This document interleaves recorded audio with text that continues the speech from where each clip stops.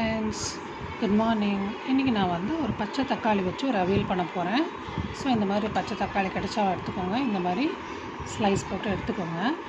அதே மாதிரி பச்சை மிளகாவும் நீட்டாக கீறி போட்டு வைக்கோங்க. இப்போ நம்ம மஞ்சள்தூள் போட்டுக்கலாம். கொஞ்சம் தண்ணி ஊற்றிக்கலாம். தேவையான அளவுக்கு உப்பு போட்டுப்போம். மிளகாத்தூள் போட்டுப்போம். லைட்டாக போட்டுனா போதும். நல்லா மிக்ஸ் பண்ணி விட்டுட்டு அடுப்பு ஆன் பண்ணிக்கலாம். தக்காளி வெந்திருக்கான்னு பார்ப்போம்.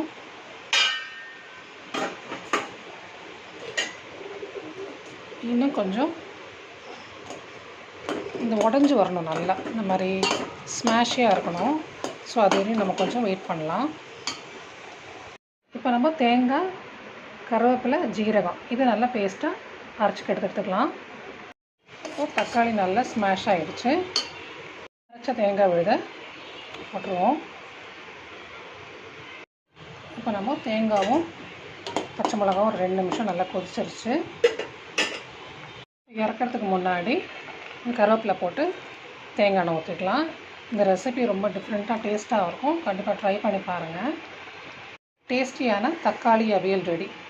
சாதத்துக்கெல்லாம் நல்ல அருமையான ஒரு டிஷ் இது. அதே மாதிரி சப்பாத்திக்கெல்லாம் கூட நல்ல டிஷ் இது.